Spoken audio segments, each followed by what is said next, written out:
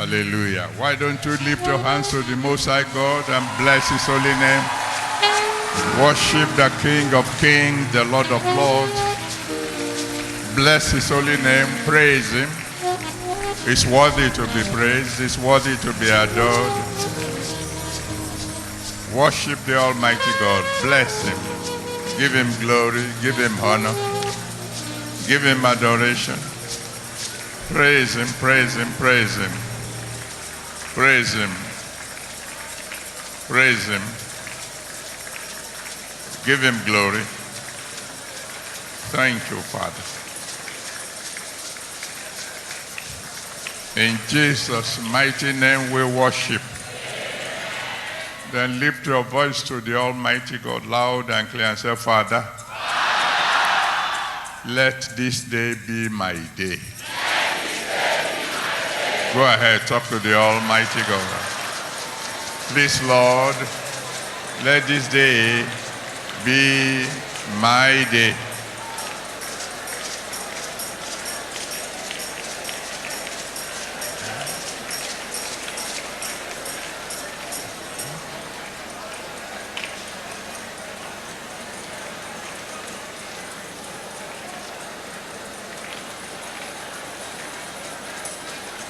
Thank you, Father.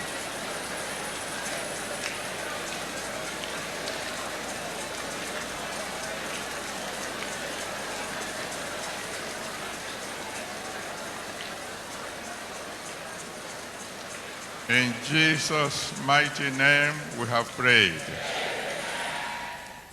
The God of Abraham, Isaac, and Jacob, Jehovah, the man of war,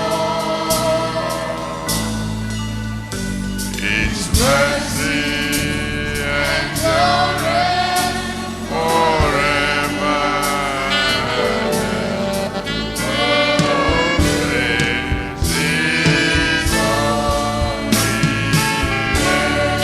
name.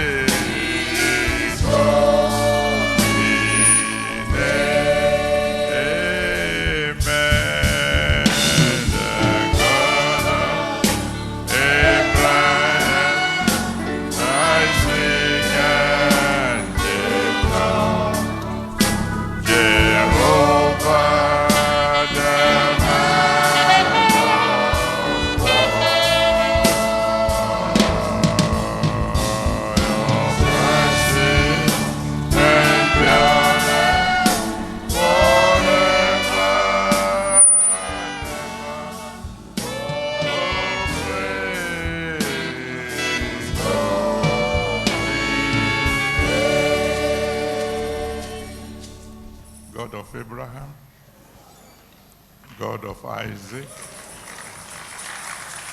God of Jacob, we worship you. The God of appointed time, we bow before you. God of grace, we worship you. Accept our thanks in Jesus' name. Today, being a very, very special day for mothers, we pray you bless all mothers.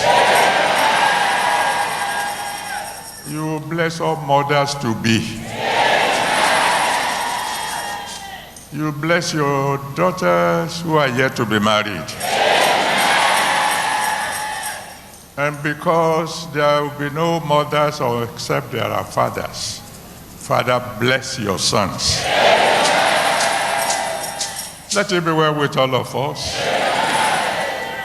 And on this very, very special occasion, Lord, do something special in our lives. Restore to us everything we have lost. Let this day be a day we will never forget. At the end of it all, let your name be glorified. And please, Almighty God, have mercy on Nigeria. Have mercy on every one of us. In Jesus' mighty name, we have prayed. Amen. Well, let someone shout another hallelujah.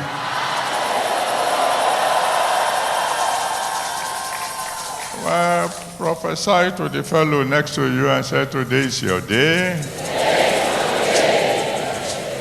And then testify yourself and say, today is my day. And then you may please be seated. God bless you. Pastor Brown was talking about your pastor, and he said he's very excited. I smiled. I smiled because I remember the first time I visited Brown himself at Penn Cinema several years ago. He was so excited, he didn't even know what to do. That was the first time I heard the song, Wonder So-So, Wonder So-So. Maybe he was the one who composed the song for that day. Yeah, I think you should be excited because God is going to restore today.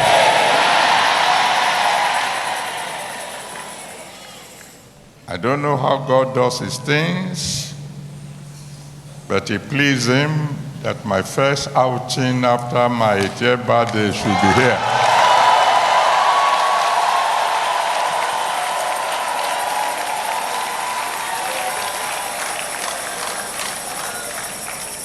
We have a couple of thousands of churches in Lagos, but he chose this place.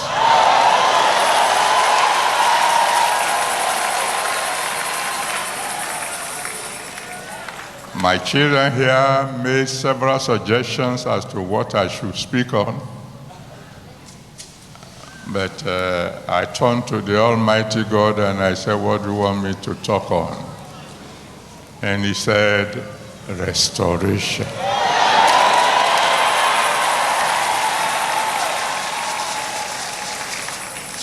Without any doubt, there is someone here whose life is going to change.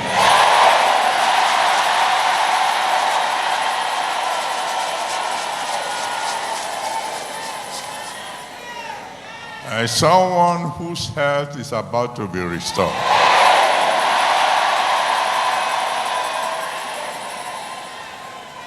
There is someone whose financial situation is about to be restored.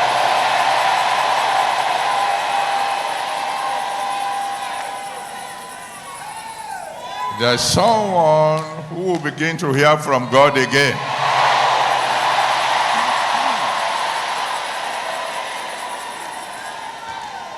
So my sermon will be brief. John chapter 10, verse 10. John chapter 10, verse 10.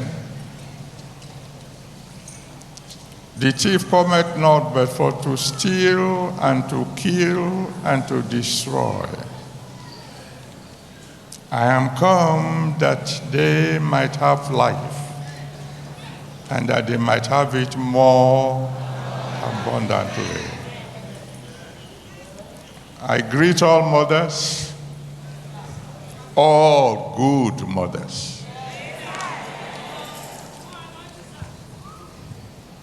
Because there are some mothers who are not good mothers. There are mothers who eat their children. We saw in the news this past week of a mother who said that the child misbehaved and used electric iron, hot electric iron, to smash the bottom of that child. That's not the kind of mother I'm praying for today. But there are mothers who spent and were spent so that their children can become someone like my mother. All good mothers, God will bless you.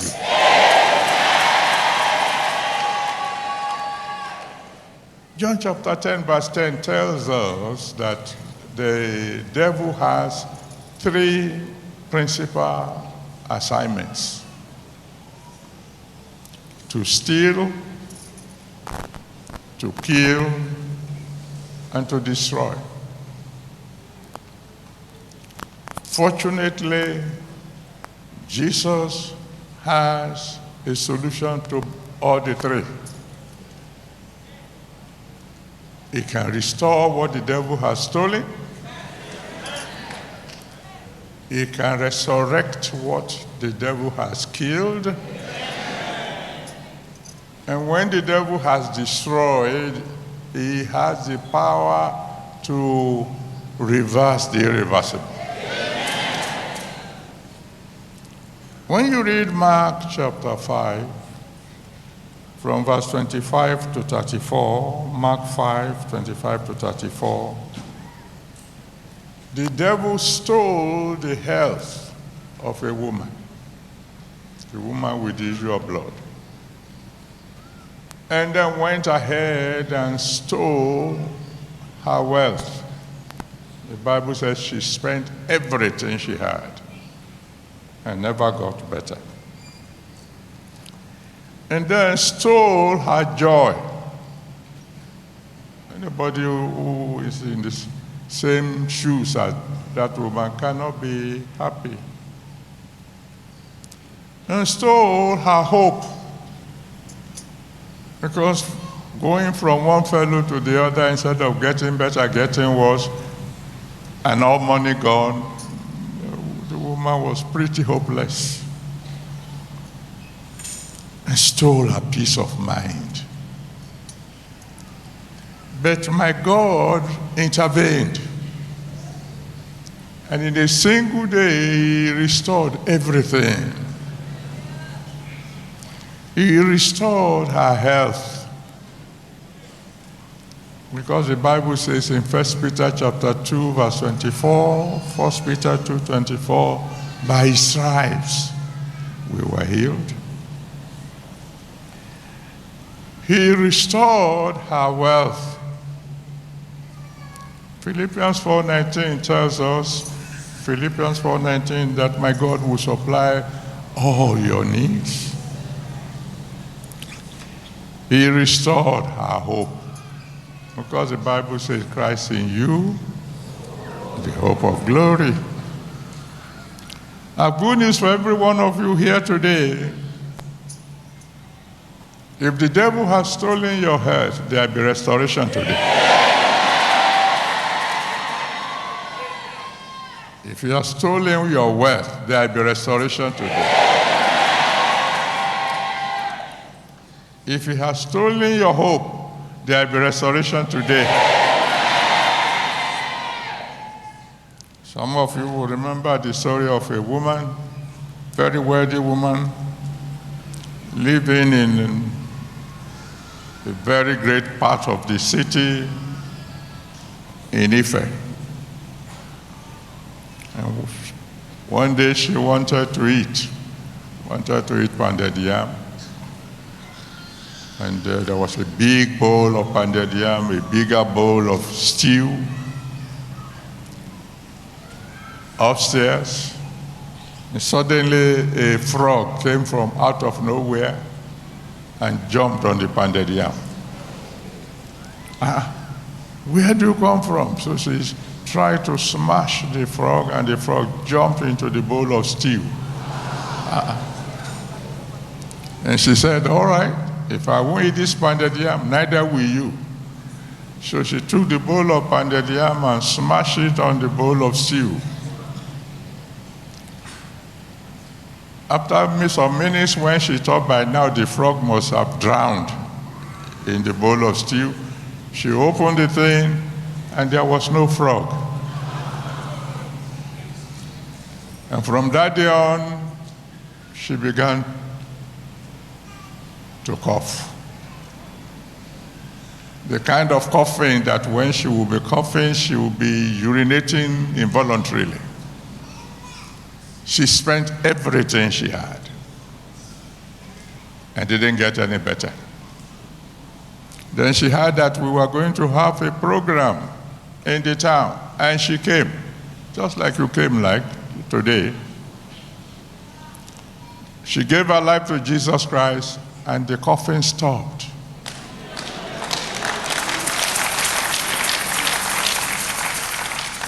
Whatever demon followed you here today won't follow you up.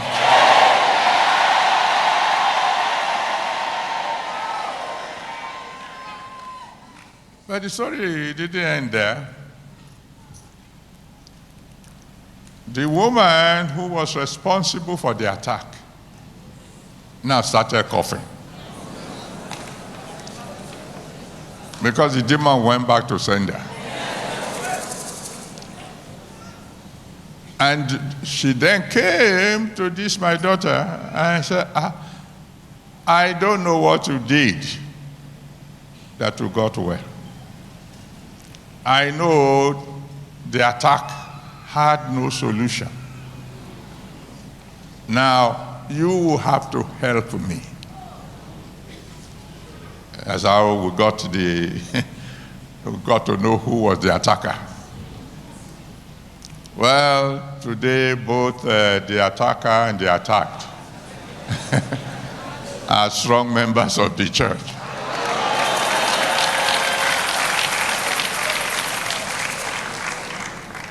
If there had been an attack on you or your family, it will go back to sender.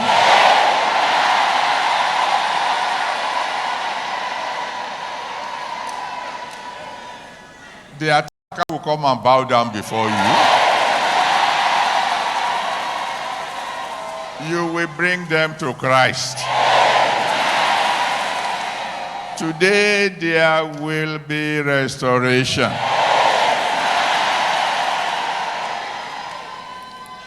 The second assignment of the devil is to kill. John chapter 8 verse 44, John 8:44 calls the devil a murderer. His assignment is to kill. But then Jesus Christ is the resurrection and the life. His assignment is to restore.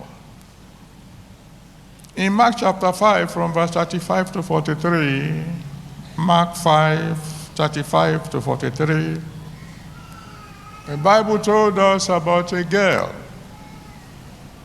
the only girl of the parents, 12 years old, and the devil went and killed the girl. But then Jesus went in there and turned death to sleep, and then woke up the girl. In Luke chapter 7 from verse 11 to 15, Luke 7, 11 to 15, Bible tells us of another widow who had just one son. And the devil went to the house of this widow and stole the only son, killed the only son. The devil is a bad devil. But on the way to the burial ground, Jesus Christ came and restored life to that boy. If there's anything that the devil has killed in your life, in your business, in your ministry, the resurrection of the Most High God, resurrection power of the Most High God will work for you today.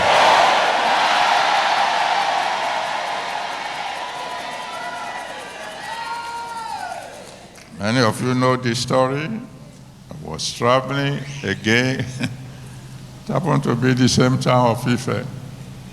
when I was on my way to Elisha, when I saw one of my daughters standing by her car, completely lost in sorrow. She didn't even see me pass.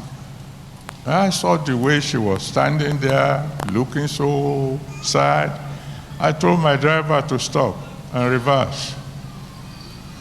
And I went to her. She was so lost in sorrow. She didn't even see me until I came to her. My dear, what's the problem? So I looked at me and said, Daddy. Well, she had had other children. They were all girls. Been believing God for a boy. Then she became pregnant for a boy. And then, few months before delivery, the baby in her womb died. The baby had not been moving, so she went to the doctors and they checked. They said, sorry, we have to evacuate. So I just had that bad news. And then I knew that, that might be why God asked me to pass by this place. And I laid my hand on the stomach and the baby jumped back to life.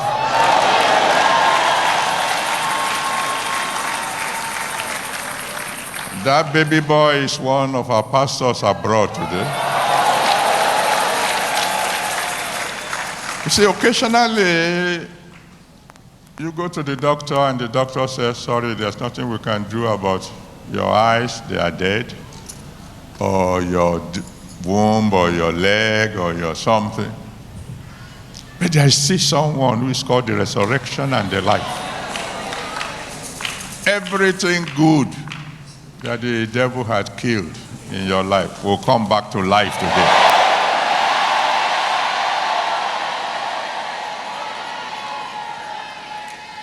The top thing that the devil does is to destroy. Now, there's a difference between kill and destroy. To destroy means to damage beyond repairs. That's the meaning of destroy. Damage beyond repairs. But there's nothing too hard for God. In Jeremiah 32 verse 27, says, behold, I am the God of all flesh. Is anything too hard for me? In Luke chapter 1 verse 37, the Bible says, for with God nothing shall be impossible. I believe someone in particular for whom that's the reason why you came. In John chapter 11 from verse 39 to 44, John 11 from verse 39 to 44, when Lazarus died, he wasn't just dead, he wasn't just on the way to the burial ground, he had been buried 4 days. The sister said to the Lord Jesus Christ, it is too late. By now he stinketh. It's not just dead. The blood has changed to water, blackish water. The flesh has rotten. The worms have started to do their work. Too late, Lord, let's go home. It's not your fault, you were busy. If you had been here a little earlier, somebody might be saying, oh, Daddy, we wish you came last year. No. God is always on time.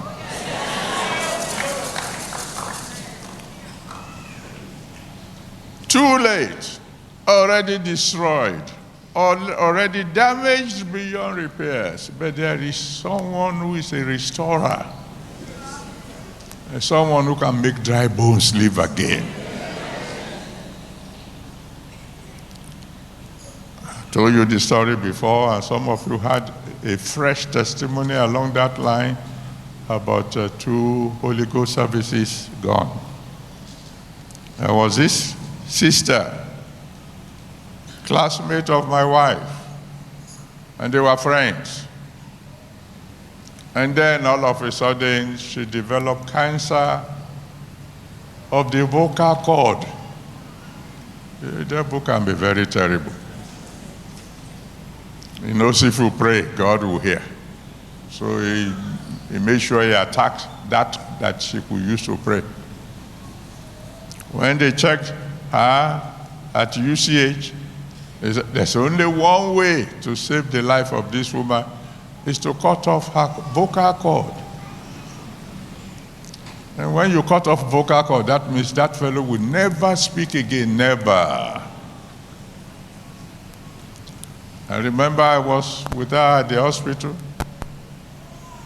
and we prayed for her. I have a God who can reverse the irreversible. And for a couple of years, she was only communicating by text. Couldn't speak a word. But we kept on holding on to God.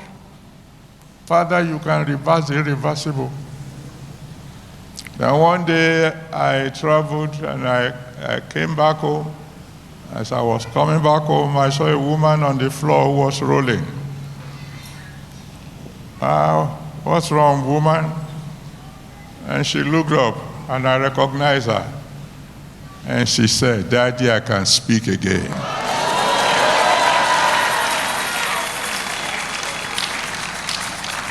Everything the devil has destroyed in your life shall be restored today.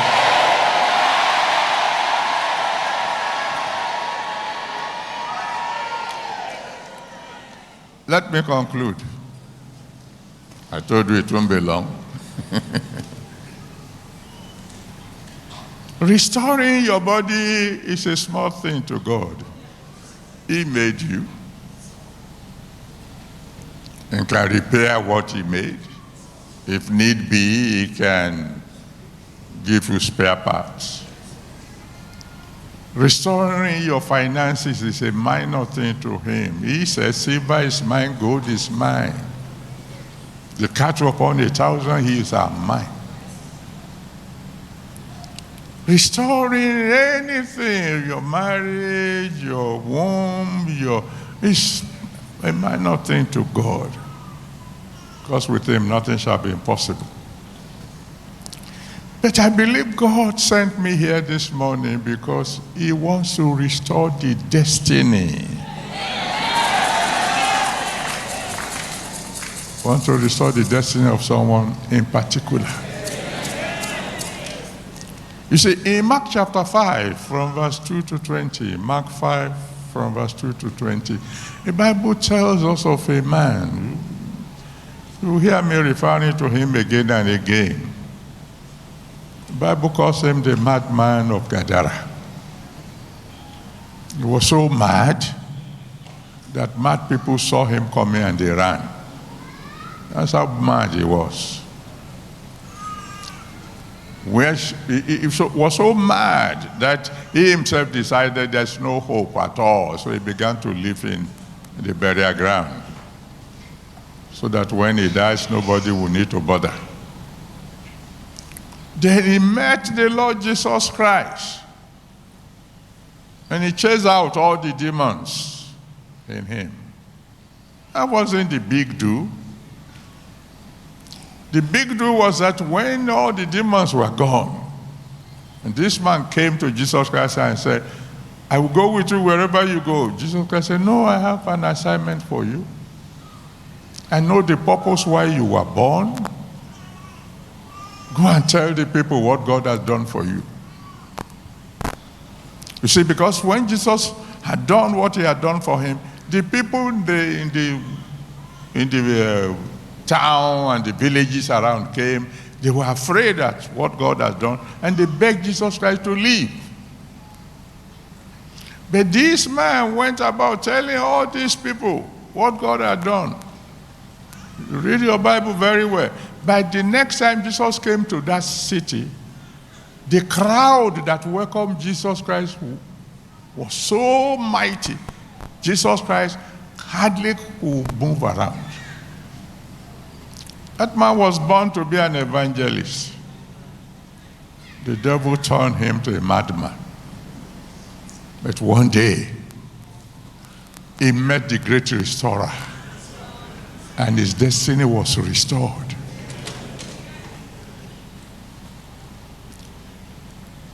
I've told this story before.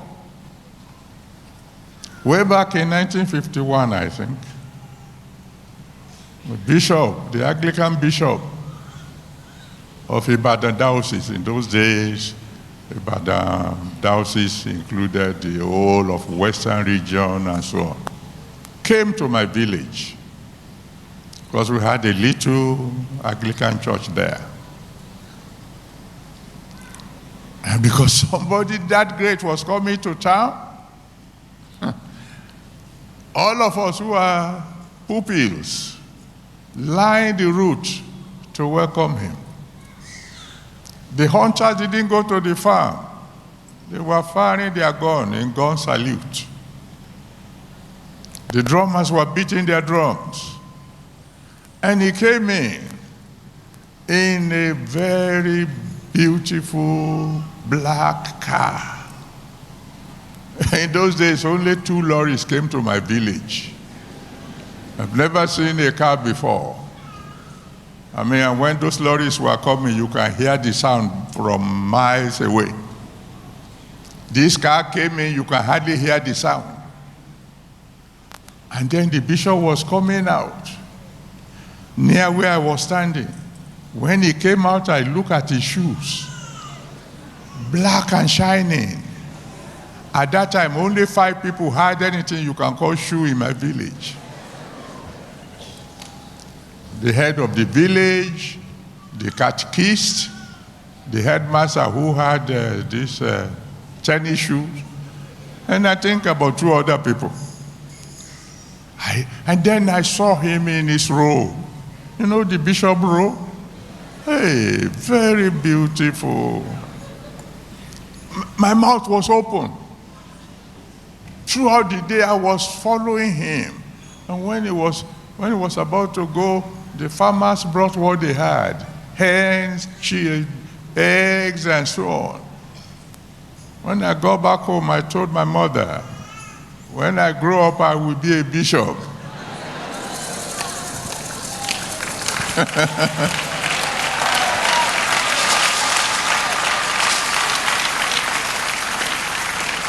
But year passed. I grew up and left church. For years, I didn't go to church except maybe Christmas Day or New Year. I became a very, very terrible boy. Then one day, I met the Lord Jesus.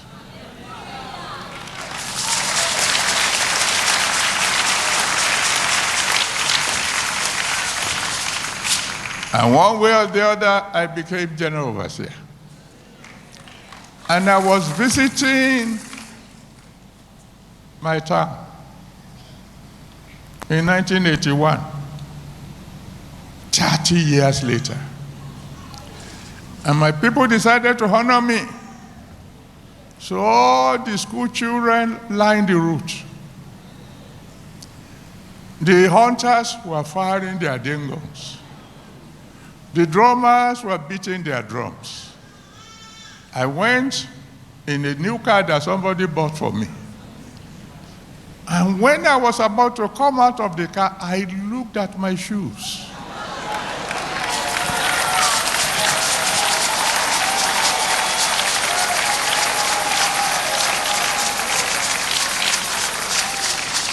They were black and shiny.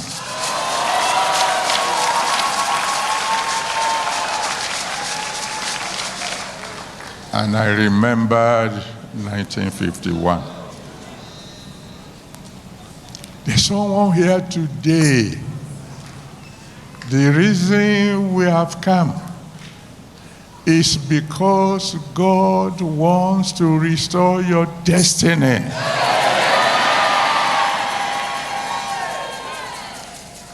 The restoration for me, just as for that madman of Gadara, came when I surrendered my life to Jesus. Because that madman saw Jesus Christ coming. He couldn't pray. All he did was he surrendered. I beg you today, if you have not genuinely surrendered your life to Jesus Christ, come and do so now. Today, God will restore your destiny.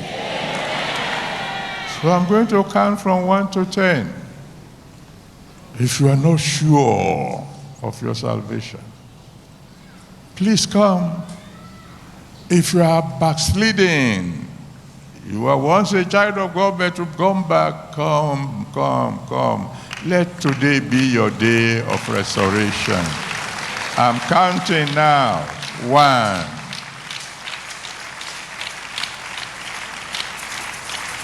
2. Please open the door to all those who are outside if they want to come in. God bless you, my brother. God bless you. God bless you, brothers. God bless you, sisters. God bless you. Today is the day of restoration. Today is the day of restoration. God bless you, brothers. God bless you, sisters. God bless you. 3.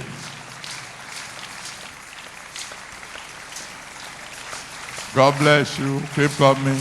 Keep coming. God wants to restore your destiny. He has a purpose for your life. A purpose for which he created you. And you might have fallen away from him. Come back to him. He can restore your destiny. 4.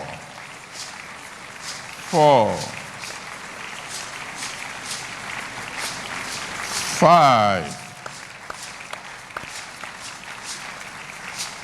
Clap if you are clapping. Do it very well. Thank you, Jesus. 6. Today is your day. Don't miss this opportunity. The great restorer is the one calling you. 7. Oh, thank you, my Lord. Thank you. Thank you. Thank you. Hurry up, hurry up, hurry up. Hurry up. Backsliders, come back home. Come back to the Lord. He will restore. Sinners, come to him now. He will save your soul. Come. Come. 8.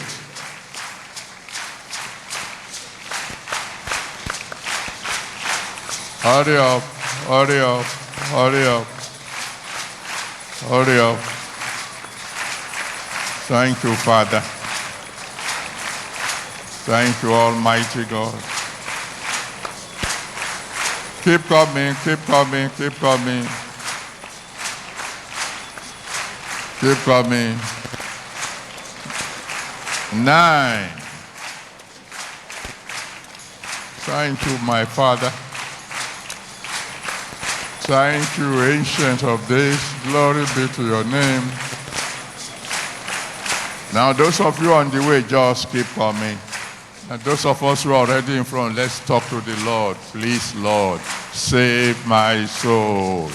I'm returning to you now. Please, Lord, save my soul. I want you to restore my destiny. Save my soul, Lord. I will serve you from now on. I will do your will from now on. Please forgive me. Wash away my sin with your blood. Lord, take me back to yourself. I will serve you for the rest of my day. Open your mouth and talk to the Almighty God. Ask him to please be merciful unto you. Ask him to please save your soul.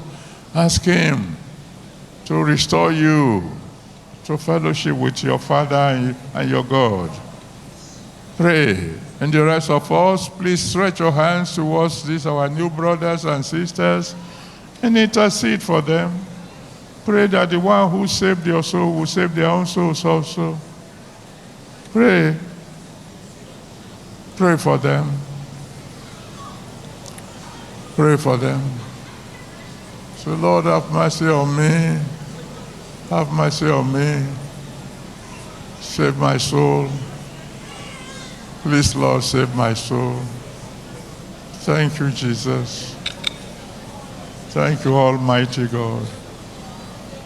Blessed be your holy name. In Jesus' mighty name we have prayed. Father, I just want to say thank you. Thank you for your word. Thank you for this day of restoration. Thank you for these your children who have decided to come forward to surrender their lives to you again. Please, Lord, receive them. Amen. Forgive them. Amen. Let your blood wash away their sins. Amen. Please write their names in the book of life. Amen. And don't let them ever backslide again. Amen. Uphold them to the end, Lord. And I pray that from today onward, whenever they call on you, you answer them by fire. Please, Lord God Almighty, uphold them to the end. Thank you, Father. And Lord, very soon I'm going to ask your children to pray. As they begin to cry unto you for restoration, restore them physically. Restore them financially. Restore them maritally. Restore them emotionally. Restore them spiritually. Restore their destinies. Let this day be a day they will never forget. And whatever they ask for today, Lord God Almighty, before the sun sets, let it become a testimony. In Jesus' mighty name we have prayed. Amen. Now, those of you who have come forward, I want to rejoice with you. You can see clearly that it's not my sermon that brought you. Our sermon is short. It is God who brought you because he planned today for you. And I can assure you that from now on, I'll be praying for you. So the counselors will collect from you for me, your names, your address, and your prayer requests. And I promise you as a man of God, from now on, I'll be praying for you. So they will give you a card which you should fill and then give back to the counselors. But stay where you are because I want you to join the prayer that everybody will pray now.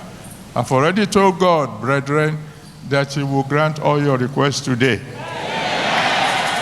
And there's just one major prayer I want you to pray as you stand on your feet now.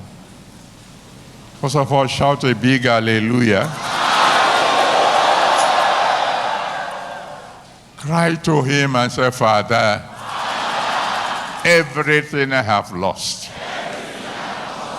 physically, materially, mentally, maritally, spiritually, including my destiny.